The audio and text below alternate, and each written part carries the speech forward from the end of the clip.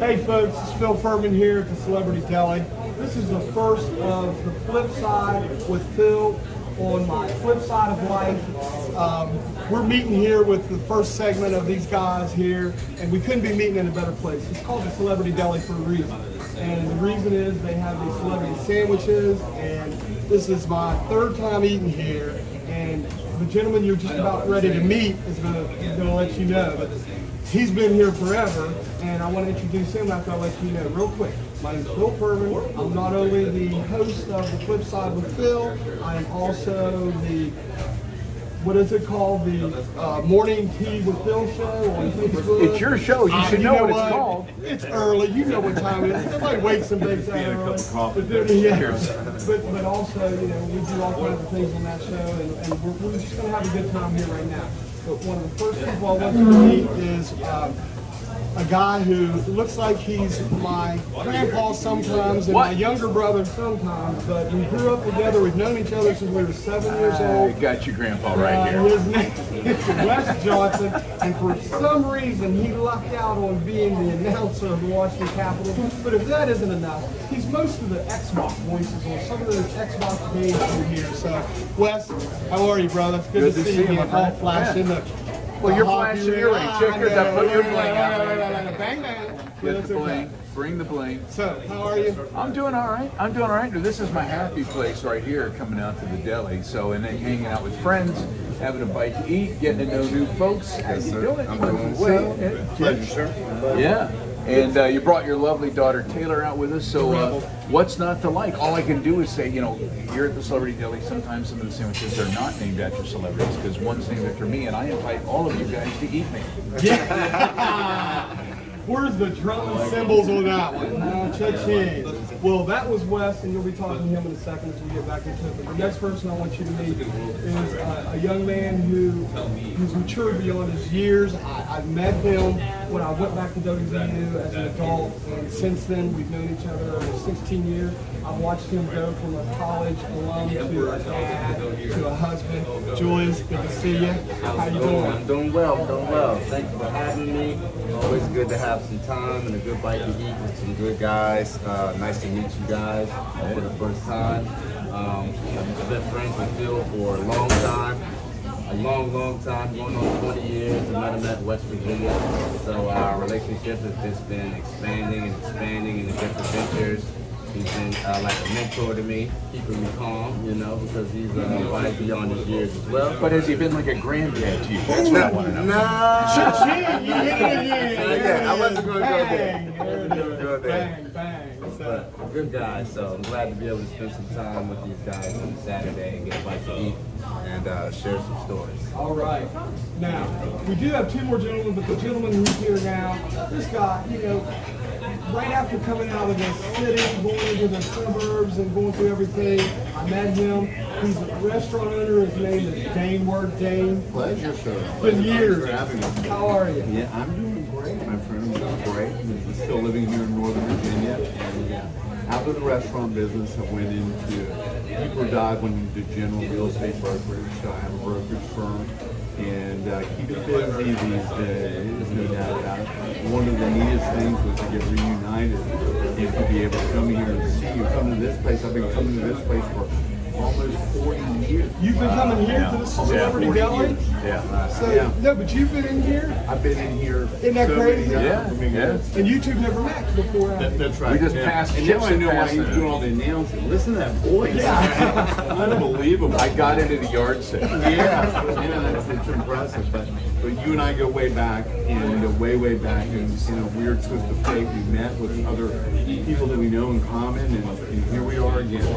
Yeah. I feel fortunate to be here. And I just knock my glasses around because you know what? We don't retape. This is live. We're keeping it real. This is real talk. So table talk, real table talk. Now, one great thing about these gentlemen that you know, if you notice, they're all humble. They're each humble gentlemen. And you know what they say. The greater you are, the more humbler you should be. And I'm just not blowing smoke up you gentlemen. I purposely picked these group of gentlemen to do this first segment of my show. So we're gonna get right back to it, but just to let you know, we're gonna have a couple sponsors we're gonna do a shout out for. The first one is we already have Celebrity Deli. We want to thank them very much for letting us use their table and just messing everything up. Shout out to them. Also, a big shout out to Zaza. Zaza is the sports and clothing apparel. That's everyone can find us upstairs. They have the only Jay-Z line taking place in the DMV area, the DMV. Also, shout out to my man because I didn't realize we do Gazello Distributors. That's all your medical distributing and media production. We'll be right back with that. Out, click, click. You can keep running or click. We're rolling on this one now. All right, man, we're back, and you know, just the atmosphere here is great. The whole atmosphere with all of these guys is great. I'm so delighted to see all of them sitting here. So as we go through this, we're going through what's called a progression of life. Because you go through your progression, your maturity, your regression. And to show how I made it here to this point, to meet and still be alive, thank you, Lord. The gentleman who I grew up with right now, Wes Johnson. Now, Wes, you had a Beatles haircut. Oh yeah. And you had their little Levi jeans we used to run around in, and we get our butts beat because we take rotten apples, Flare pants, and we throw them at cars. Not knowing that. As you do. Yeah, it's a small town, so it's like, we saw those kids up on the hill.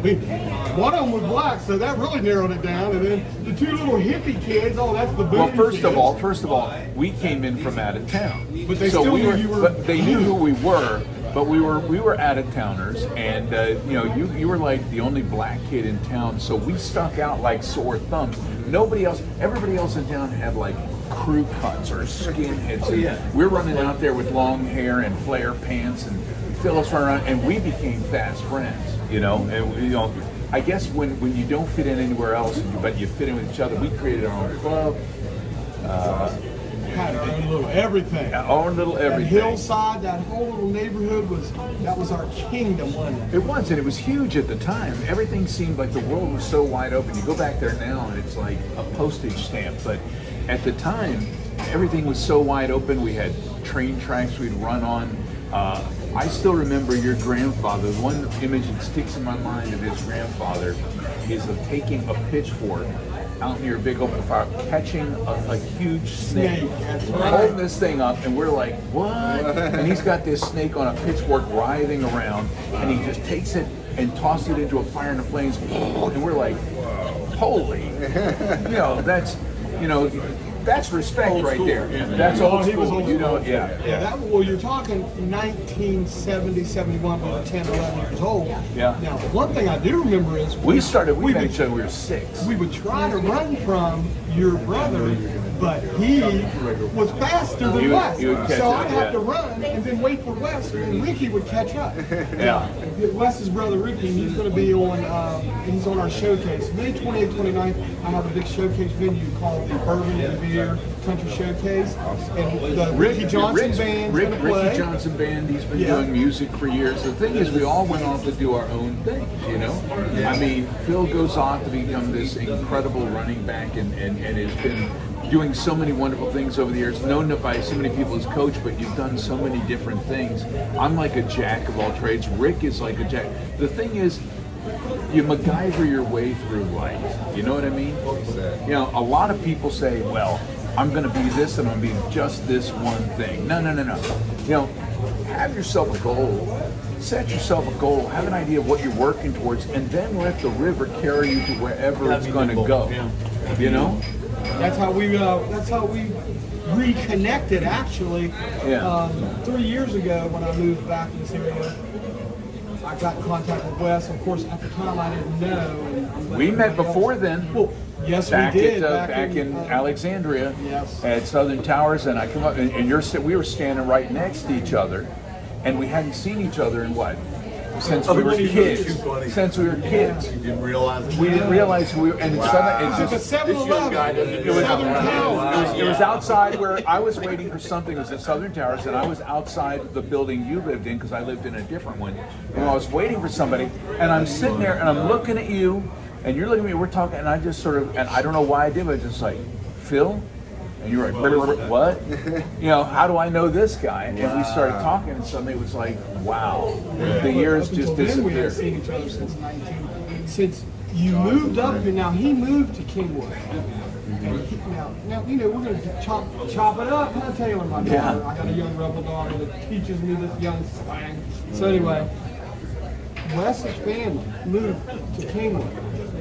What happened when you moved to Kingwood? We got beat up regularly. When I first got to Kingwood, So refreshing. it's really nice. You know, the sensitive kid who comes to town with the long hair, loves the rock and roll, loves acting and Star Trek and stage and all this stuff.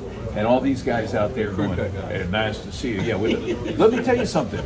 Kids in the 6th grade who have steel-toed boots in the 6th grade, and they're all like, they introduce you to being in class, I'd like to introduce you to Wesley.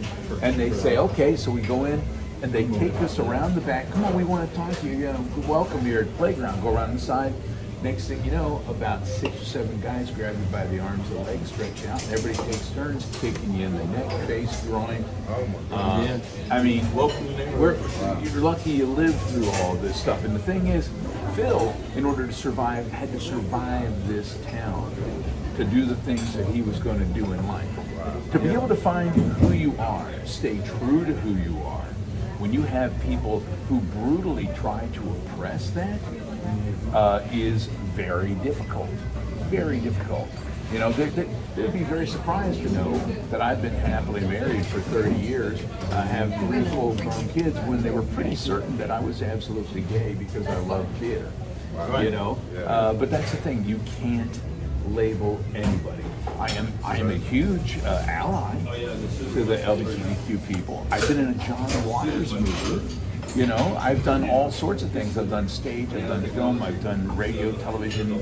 The thing is, you do the things that you love. And if you let people who are the kind of people who are going to take you behind the school and kick you in the face and they're going, and that's just the physical side of it. There's the spiritual side of it as well. If you let them win, if you let them shut you down, then you lose. And the thing that I loved about Philip, and the thing that he continues to do to this day, is he realizes that light does not cast a shadow. Light dispels shadow.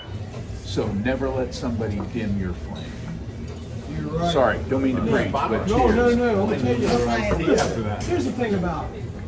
We take the good with the bad. That's the way it is. No, we don't need them anymore. don't need these anymore. Thank you, Yeah. Miss Suzette. Don't try to. You come on in here. We say, no, we have to have a little waitress. It's okay. It's all right. Say hello to everybody. Say hello. Say hello. Hello. She said hello. Listen. Welcome to the deli. I talk about the good with the bad because I'm gonna talk about this because I'm gonna tell you something. You look around this table and to the untrained eye, you see the cover of a book without opening it up. See, to the untrained eye, you see a white dude, a black, he looks like a young beef rapper or whatever, and some old white guy. You know what I mean? But no, it's not like that. Once you open the book, there is so much to each person, and that's why they're here, because they don't mind talking about the stuff. See, last month with Black History Month, the quietest month I ever had on my show. Was it? Yeah, and I did a Black History thing every show, and nobody's made a comment. But the first of this month, it's National Women's Month. People are like, are you going to do something for National Women's Month? Not that there's anything wrong with that. Not that there's anything wrong with that. And now we will be right back after this because we're getting more food and I want to hug somebody. So we'll talk to you all in a minute. Hang it up. My man already made it. And I see you there, and yeah, there we go. We're getting ready to be on. We gonna have to fire the white guy. This is messed up. All right, you ready? Tell me when. Hi guys, it's Phil Furman with the Flip Side of Life with Phil Furman. That's on my YouTube channel. I'm also have the Morning Tea Show on Facebook. Right now, I just wanted to let you know we're getting ready to have the first segment of Table Talk. And I have a great group of gentlemen here. I couldn't have picked a better group of guys to do Table Talk because we're going to go through the progression, regression, maturity of life. So we'll be right back with you with Table Talk. How was that? That was just that 10-second promo to get Ernie back in. There you go. Wow. Egg roll. There you go. Okay. And then I brought everybody Man Russian, ranch, sweet chili, and ketchup. Let And me there's know. onion rings down here, guys. And they're fabulous. Where's the... What is this one right here?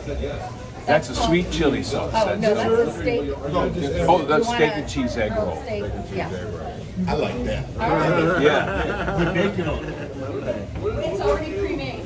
Oh, that's already pre-made. Okay, that's fine. Okay. Run that. It's still meaty and cheesy. It and looks good. like Yeah. Oh, I never. Same thing she got, right? Put it in front of Ernie? Well, I mean... Hey, this is the food challenge part of it. This is called mukbang. Okay, well tell me when you did. You know what? I swear to God. We never stopped rolling here, so. Is it mukbang? Mukbang? Right. This is the food portion of it. This is our table talk actually with the different types of food that we have. Now, Dane, what is it you have there? Tuna melt. Extra bacon. Tuna melt with extra bacon. How about you, Julius? That's what I should have got that. I'm doing a steak and roll. I'm doing a steak and cheese egg roll with fries. Steak and cheese, egg roll, fries. How about you? I'm guys? getting the Celebrity Deli Club, and I think I forgot to order it, but I'm eating an onion ring right now, so that may be what I get. Ernie, what'd you order? I'm getting the steak and cheese egg roll myself. I was telling Dan I should have went with the... Isn't that always the way you see what somebody else has? I will. My daughter's getting the steak and roll. They must really like it. I'll give you this half and give me half of yours. I'm down with you. You want to do it? Right, I like that. I think I forgot to order mine. Let's do it. I didn't. I don't think I did. Let that one keep running, and everybody just eat. We're gonna eat. The club with Swiss cheese on wheat, toast wheat, and is that what you put onions on it too? I want to impress everybody with that. May 28th and 29th is when I'm having the. Are we stopped? Yeah, we're stopped. I was just letting them know. Johnson, everyone. All right, now see, I'm about to eat the whole West Johnson. I just hope he has protection. Egg on there too, huh? Yeah. All right. Okay. You may end up taking half of that home. Check it out. Check it out. Check it out. I think you're going faster than I am, That thing man. is delicious right there. That which is oh yeah. With the bacon? We're back live with the Flip Side with Phil, and you know we're having so much fun eating it. And I'm sorry, I'm actually interrupting everybody while I'm talking to them. So we're going to get into this right now. We just finished talking with Wes about the childhood, about the ups and downs, the reason that the family did move back away to Falls Church. If they had, Yours is might not coming right be a out. celebrity that Careful, is today. it's screaming Just like hot. you're saying, you gotta Here's know some extra when ketchup. to- Just Oh, in case. thanks, man. It's really hot. Fight your fight, and the when you want to live. fight your day. Try some of the sweet chili sauce. Now the next person we're getting ready to talk to here just put food in his mouth, so I'm going to give him a chance Here you go. Here you to go. get food out. Because after I left Don't forget your ranch over Kingwood, I here. went off to college. I went off to Fairmont State. I played football for 2 years, and after that I went to WVU where I was in the WVU marching band, did some other stuff, flunked out, moved to Washington D.C., got the little redhead girl pregnant, got left at the altar just like the movie The Wedding Singer. I was on top of a church and had to walk out and tell everybody there's not going to be a wedding today, but there's still going to be a reception. But you know what? After that, I moved back into the neighborhood, and that's where I met some people. And one of them I met was this gentleman sitting right here, Mr. Ernie Dozier. Ernie, say hello to everyone. Hey guys. How are you? Fantastic. Now, do you remember when we met? Yes, I remember when we met. You can talk about it because I'm leaving. You got old feet. I think we met, it was in the midnight, early 90s. 80s. It wasn't the late 80s. It was like 86, 87. The years they do tend to blur, don't Yeah, they? my brother and I were driving this white GT Mustang, 84. No, actually, it was 89. Late 89. At college. Right. College. Where'd you go? Norfolk State? Yeah, you were already. I knew Bonds. Right. Bonds, that quarterback. You were already around the neighborhood. Phil was kind of different in our neighborhood. Looking around, you know. Phil is different in everybody's neighborhood. My mouth was full. I was going to say that. Thank you so You're much. welcome.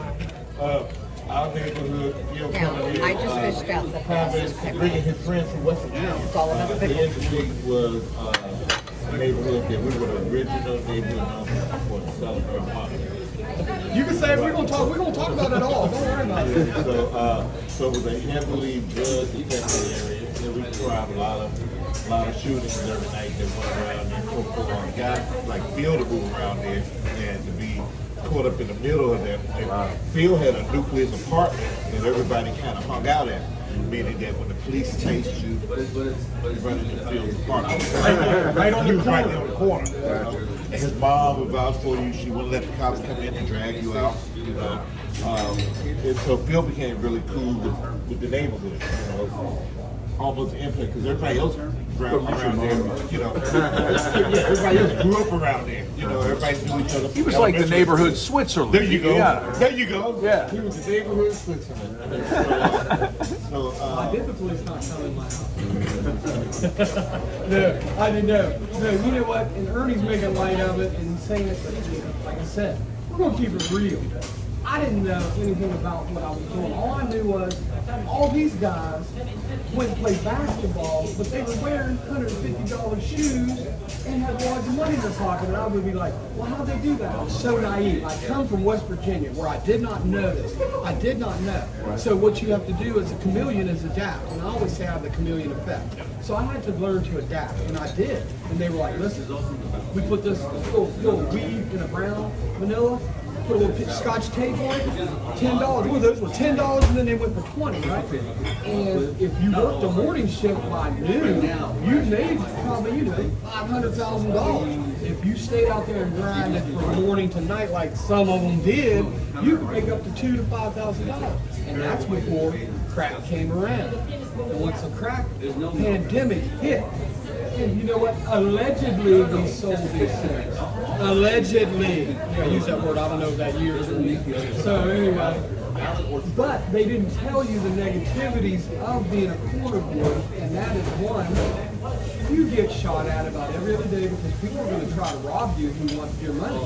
And crackheads are going to try to stab you, and the police are going to try to chase you. So my last night of being a corner boy, and I actually met you a week later. We're going to get ready to get into that. Not the last week, it was a couple weeks. We were down by the carryout. 2 cars pulled up. There was about 7, 9 of us standing out there. We're slinging. They call it slinging, right? Slinging. All of a sudden, bang, bang, bang. Shots started ringing. Everybody turned to run. When I turned to run, the guy standing next to me, his face was gone because they shot his face. Blood splattered in my eyes.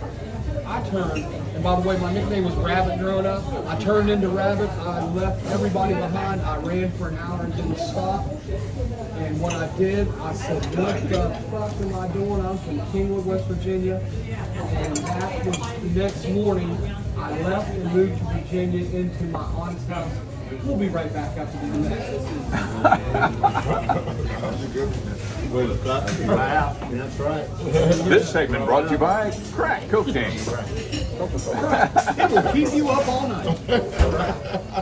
We identified each other as human beings and not as, we never saw color. We were brothers, but then as you get older and you start getting into high school and things start getting weird and they start pushing people away, Phil was never like they were to me, but occasionally he'd sort of stand back because he had it really difficult. a great influence. Yeah, on really me. difficult. Like you To this day, I said, still even eat when he was playing tuna fish and football pasta and daily. doing well, How are they you? want him to get out there and be the star on the football team, but don't even come near my daughter. You know, you can't eat with my family, you can't date my daughter, you can't hang out here or there, but please go out and score a couple more touchdowns for us, you know? Just develop. I mean, it's all developed. The thing is, It's all developed. You're just gonna he didn't worry so much about me, my acting or whatever. I didn't worry about the sports, whatever. We connected on a way different level than that. We were who we were, not what we did. Yeah. And that's always been the way. closing and stuff, and you're always willing to work and work hard. You came with those core values, and as an owner, you see somebody that's special, and you know that you can't keep them forever. You wish you could. But what a while do we have that connection? Well, you didn't know this, that I didn't know. right down, right just for what you just now said. Yeah.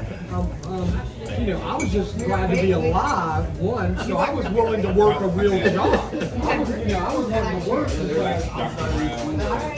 It was a legal job. And That's nobody remember, they got root beer, they got cream soda, they got. And can we just talk low while we're doing this? See, I told you this is live. Well, see, the thing is, he's not on the camera anymore down there, so he feels he can I'm just. talking to Dane. Oh, I see. All Taylor. right. Well, that's why Ernie's sitting there eating and having a good time. Well, no, this was for us to eat with. Dane and I are here talking, and yes, I remember sitting there long time, and I just remember you were such a bodybuilder back then, and then I hadn't even met my kid's mom. Because remember Johnny Ray, this guy used to come out there with long hair, and we went down to Manassas, and he's like, my girlfriend has a cousin. I said, she a dog. He's like, no, she's cute, she's cute. I said, are you sure? I said, because the cousin's always like, ew. But guess what? That was my then future wife, my four yeah, that'd be children, awesome. and we were married for 15 years. Incredible. And this is 1991. Right. That we met. 1991 we came along and we've been open for a year, right? So we were getting started and we were working hard. We had a nice, wonderful run there, but folks like yourself that came in and worked like a selfless service. But it's so funny, complimenting you and your friends that you had. It became obvious that with your personality that you wouldn't be around forever. You had greater heights to go to. And obviously I'm very proud of you that we have how successful. It's flattering to see. He's being very honest about one thing. Bad Habits Restaurant wasn't just a restaurant. They started the first place that I saw specialty. Remember you had 2 for Tuesday. Oh yeah, half price burger Monday. Yeah, and then on something, it was on Wednesday and Thursday, but then you had the rock and roll band side. They had bands, they had rock and roll bands, and that's really great. We have bands that people now they're old for it, But tell them who the bands one were. of my favorite stories about Dave Matthews. He was in college. He used to come play for us once a month. They played for us for maybe 30, 40 times. And Dave Matthews, and the funnest part about it is he always brought the best drugs into the green room. And so I'm coming back. Sharing is caring. But we had Ian Blowfish play for us when they were down in South Carolina, booked them directly. They were a college band, nobody had heard of them, until we had 750 people in line. I'm like, oh my God. And I didn't want to pay them $1,500. Oh my God. In 1991. Like, really? I go, how about we do this? I'll give you $1,000. I'll split the door with you, in case nobody shows up.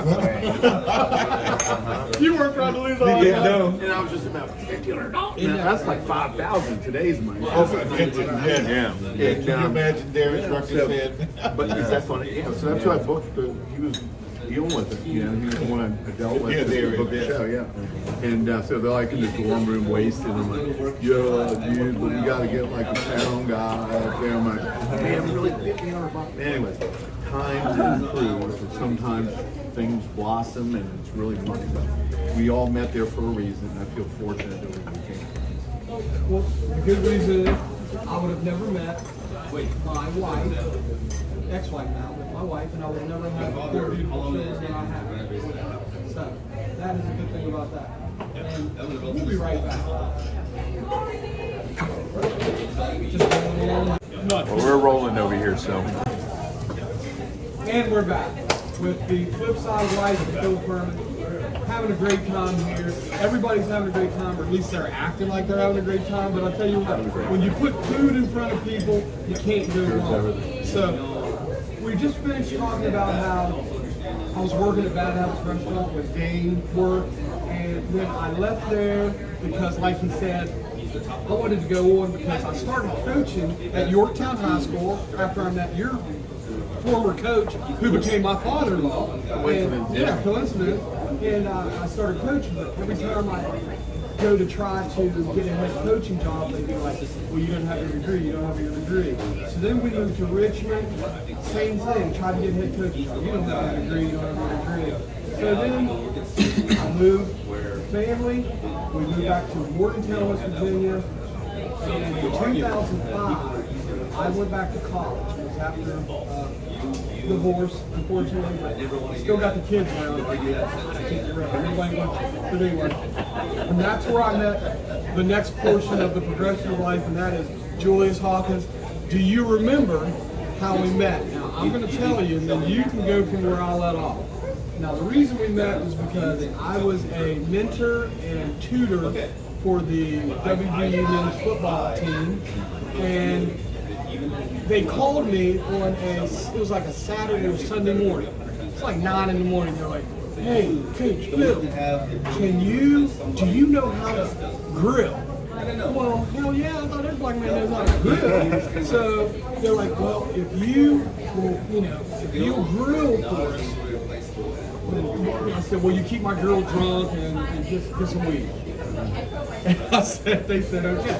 So I go down to this place. Same rider that Van Halen had, by the way. Yeah, right there. Yeah. So I'm down at this place called the District where all the football players live mostly. They got 2 grills, 2 or 3 coolers of food. I look at it, it's all meat. I'm like, what are you, carnivores? Yeah. Okay, so I start grilling, and this guy comes up and they're like, we want you to meet this guy. And his nickname is Jew. So, Jew, what's up, man? How you doing? All right. So, do you remember when we met that day? I do remember being at that cookout. I heard there was a cookout going on. I had a lot of friends that were on the football team because my best friend played safety for West Virginia. He actually was a driving force to get me to attend WVU, so I was glad to be there. So I had a lot of mutual friends in that aspect. So I came over. I wanted to see, what was going on with the grill. I fashioned myself as a grill master, so I came over to see which football player was burning up all the stuff on the grill. And come to find out, none of them were. And, Phil said, I'm over here on the grill, Then as we started to talk, we started to listen to each other's talk, and then he said, are you from BC? And I was like, yeah, I am from BC. So we started to, form a bond right there on the spot. And then from there, we ate some great food that day, had a lot of fun, drank a lot of beers. Can't remember much more of that night, but I do remember the beginning of it, the daytime. But it was a good time. So from there, we stayed cool. Like I said, we had a lot of mutual friends.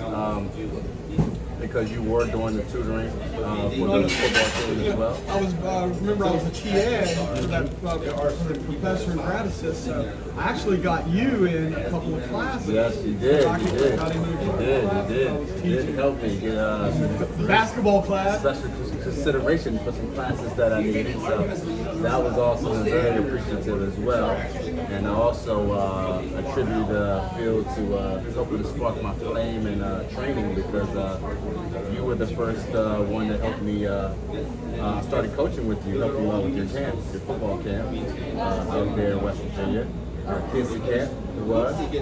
So after that, just seeing how you see a kid come in at the beginning and like he can barely walk, and then from the end of it now he can run and catch a football and he's very competent. It gives you a certain kind of feeling inside that I hadn't had before.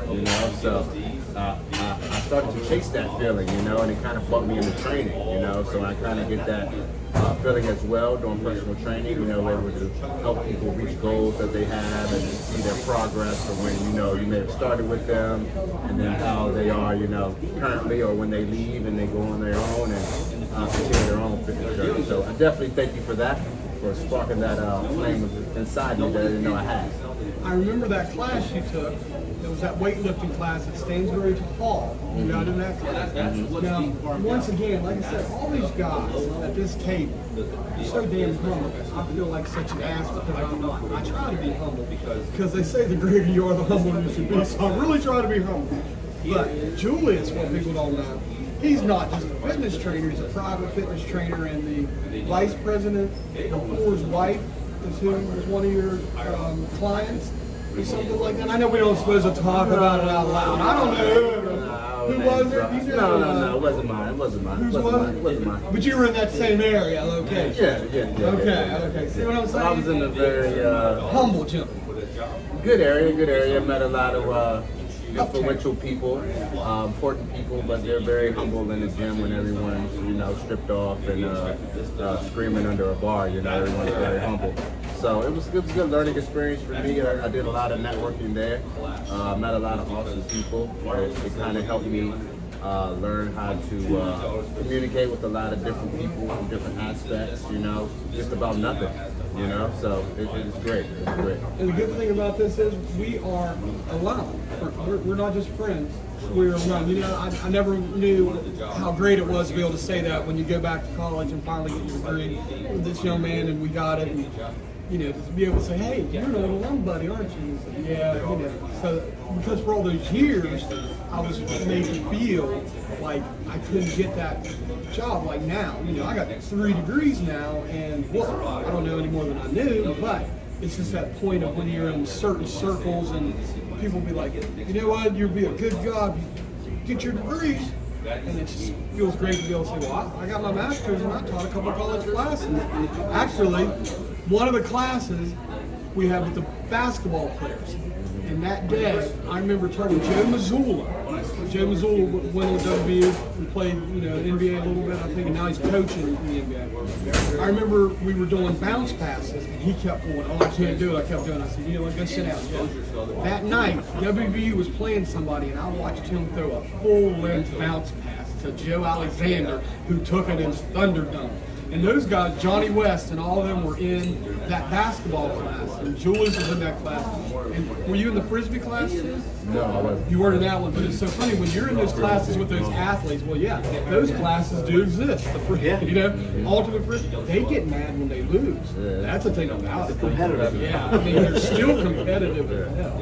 So, yeah, and so I met Julius, and now, you know what, we're just going to get to it, and I'm going to go back around because there's too much food sitting here for us to just keep talking. So, come back around to Wes, and we reconnect 3 years ago.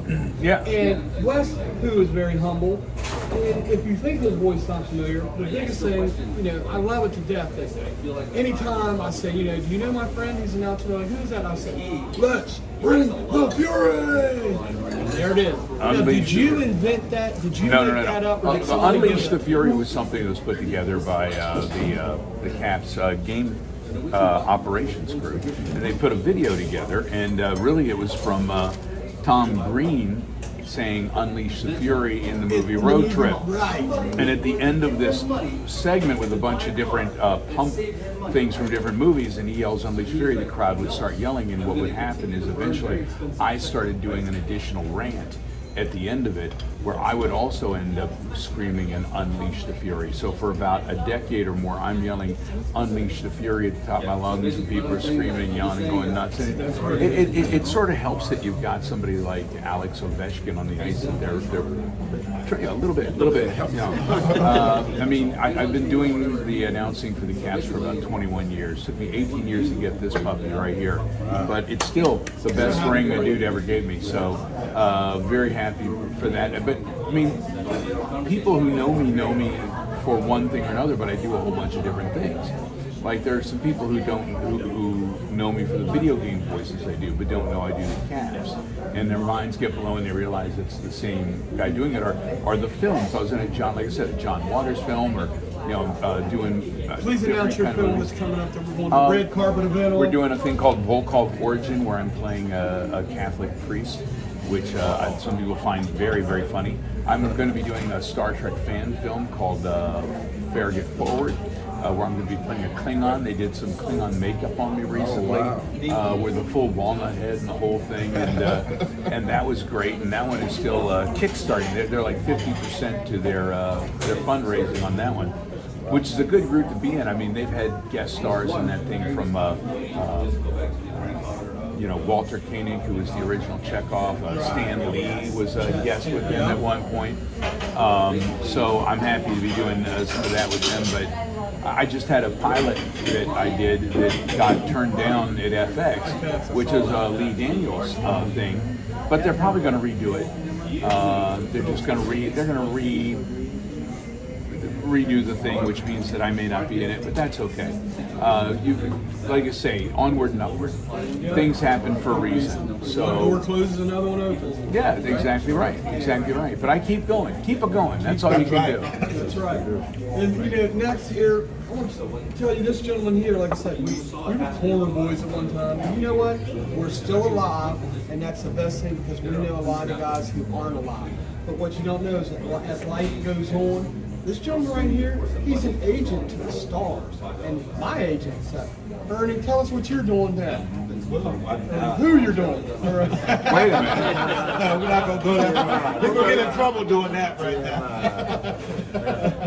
Well, I do a little management, managing a few artists such as Tony Woods, who has a special. I know Tony. On Netflix. He'll be out in about another month. So, Chris Thomas, he's the original comedian on BET, Comedy Rhapsody. He's our mayor for life. Yeah, he's married. Yeah. He's doing C Knowledge, who's a member of the Grammy Award-winning group Naval Class. And let me get you also Asia. My girl, Asia. You know, who's the queen of the airwaves for 102.3. Check her out at 10 to 3 every day. And just a slew of other, Trina Booth, Stinky Dink, Phil Furman.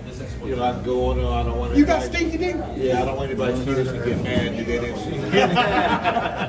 But you know, we have a slew of them. We've been around for 30 years. So you've been doing that since you left the neighborhood? Yeah, well, I started as a radio announcer in North Carolina, and I hang out in Rocky Mount, North Carolina for a little while. All right. So I got picked up from there, and we got on a tour, similar to what Dave Matthews did, you know. That's it. Things are all coming together. Yeah, You know? see, listen, I used to do stand up with Tony Woods on stage back in the day, and, Oh, really? and you got the whole Dave Matthews thing, and we're all just, Because you know the Fat Doctor and oh everybody. yeah, hey, Fat Doctor. Yeah, that's my man, Yeah. Yeah. Donnell Rollins was one of my first Donnell Yeah, Rollins. yeah. I remember Ashley that. Larry right now on the foundation. Yeah, Patton's doing pretty well too. Yes, Yeah. yes. Yeah. So it's a lot. DC's a hotbed of comedians. Well, there's a documentary they're doing right now. I've seen you alluded to it. That's going to be phenomenal. It hasn't came out yet. So And just like everything else with all the comedians in DC that's happened through the years, I'm not in it either. I didn't see you in it. That's right. That's right. It was all DC. That's right. I didn't see you in it. Yeah. So we see how this all comes back around. See what I'm saying? Where you look at a table and think, not a one of them have anything in common. How wrong could you be sometimes? So stop looking at people for what we are not going to say out loud, that what you know is to be true, but is not true. Next person, Julius. This gentleman here went to college, bang, bang, bang, bang. He had kitties, and now look at him. He is the part owner of a very successful store. Please tell us about all that. All right. Well, when I came back from school, West Virginia here, I came back, I was working for, I was in the real estate field actually a little bit. I was working for appraisal management group in the office, doing office-y kind of things, and realized that this wasn't for me. I felt like, I was just like trapped until it was time to get off. So just realized that wasn't my element. So started to get more in my element, being around athletes, being around sports and things like that. So My cousin Aaron, who's a phenomenal trainer, one of the best in the area, kind of mentored me, told me I would be a great trainer, told me for years and years, but I just kind of fought back against it, so I ended up doing that. Loved it, did that for 6 or 7 years, up until the pandemic kind of shut everything down. So it kind of gave me some time to kind of wander my mind and get into other things. Fellow distributors. Exactly. So, you know, you got to stay nimble, like you were saying before. You know, you got to stay versatile. So that's what I try to bond myself on being that kind of person. So ended up getting into Casella Distributors, distributing PPE products and medical things like that. And then from there, we kind of sparked some interest into creating a clothing brand and a store. So one of my good friends that I went to West Virginia with, Rohan, started a store, told me to start the store. I was like, man, that's a great idea. I'm all with you with it. And then from there, we just been putting in a lot of hard work, a lot of planning, strategizing, you know, ups and downs, but we're almost there. We have an awesome clothes boutique on in the heart of DC, 811 Florida Avenue. They call it the Black Broadway. So it's right in the middle of everything. Great location. We're getting that started. We also started a clothing brand, Snacks, Washington DC, which you see here. The urban brand for the culture. You know, we want to do something for the culture. I grew up in DC, and as everyone can tell you, DC's changing a lot. You know, it doesn't look a lot like DC used to look. So we want to get people somewhere where they can go and still get that old feel, where you can go, get some shoes, get a good outfit, feel the community feel within the store, and not feel like you always need to go online or go to some big box place where no one really knows your name. Old school feel type stuff. Old school feel, you know. When I grew up in DC, I grew up in a lot of places like that. We used to go all up and down Georgia Avenue, go get our mixtapes, you know, go get our clothes and everything. We didn't shop at these big places. We shopped in these mom and pop shops, you know, and that's big in DC, you know, local clothing brands, local things like that. So we're trying to give that feel back and have a place where everyone can bond and kind of feel that energy that we're putting out. Check that out. Let me tell you something. You never know what someone's doing if you don't know. And if you notice, if you look around, each of these gentlemen are doing different things, but one thing you see, I don't see any bitterness. You know what I see? I see happy, healthy, and we're going to get into this food. That's because we can hide it very well, Phil. We're hiding. Before we go though, I want to, Dane, we reconnected, and I know you're doing one thing, but you know what? You still have that same sparkle and everything. It's great. And I want you to say something, a little bye-bye to everybody from you. It's wonderful to be here. Good luck. Everybody be safe and healthy. Hope to see you again. June Bliss.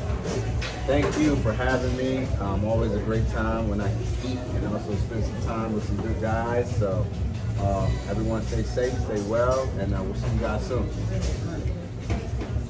Oh, Skip. I don't even know what I was getting ready to say. Hope everybody stays safe out there. Hey, you know what? New friends, good food. Thank you guys. This has been great. Fantastic. Cheers. Cheers. Cheers to the group. See you guys. Now, there's one more person I really want to thank. I want to bring him on screen. I want to stand up and walk over here. Will, Hey, go get him. I'm so sorry. We're both about ready to fall. Will, Oh my goodness. He caught me off. In Virginia.